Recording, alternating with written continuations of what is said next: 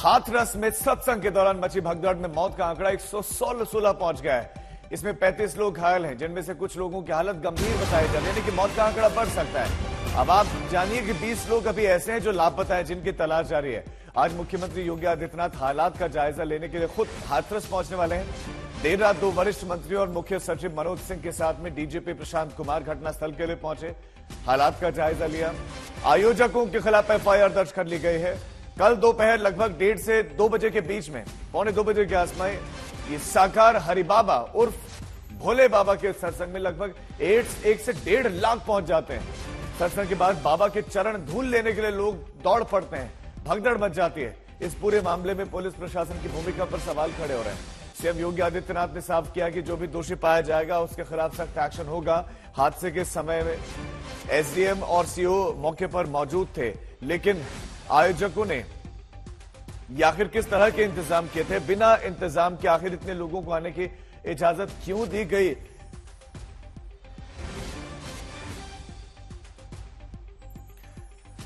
हमारे 2 संवाददाता इस खबर पर ज्यादा जानकारी के साथ जुड़ गए। हाथरस से हिमांशु मिश्रा हमारे साथ जुड़े हैं और संतोष भी हमारे साथ है मैनपुरी से, जहां पर भोले बाबा का आश्रम है, उनका भी रुख करेंगे। संतोष, सबसे पहले आपके पास आते हुए लापता लोगों के बारे में क्या अपडेट मिल रहा है? घायलों के बारे में सबसे पहले आप अपडेट दीजिए और क्या एक्शन देखने को मिल रहा है? देखिए, एक्शन की बात करें तो एफआईआर दर्ज हो गई, लेकिन सबसे बड़ी बात कि जो एफआईआर दर्ज हुई है वो आयोजकों के खिलाफ दर्ज हुई, जिन्होंने हाथरस के सिकंदरा राव में आयोजन किया था सत्संग का।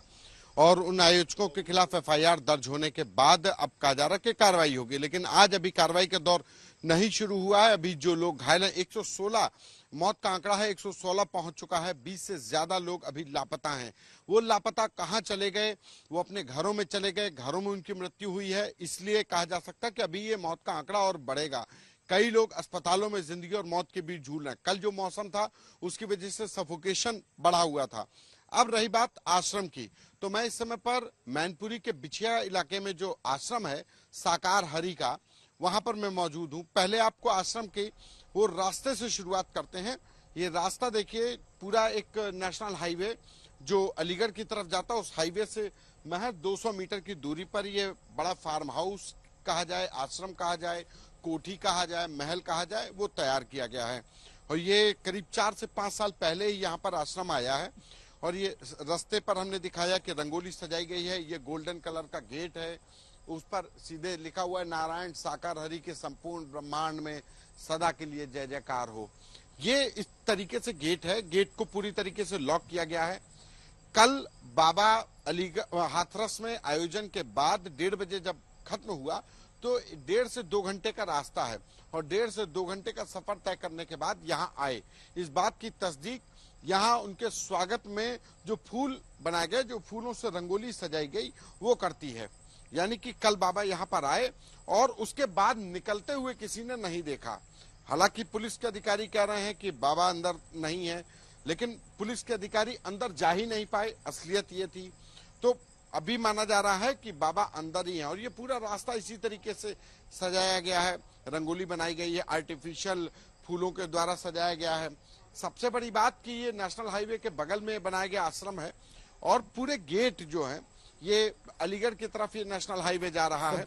बिल्कुल संतोष, आपके पास लौटते हैं, आपके पास हम लौटते हैं, बने रहे आप। हिमांशु का एक बार रुक कर लेते हैं, जो घटनास्थल पर ही मौजूद है।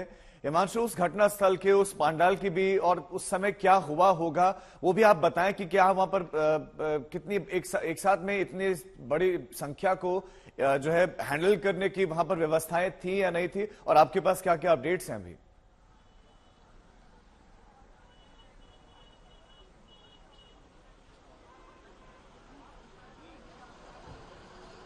हिमांशु, मेरी आवाज मिल रही है आपको?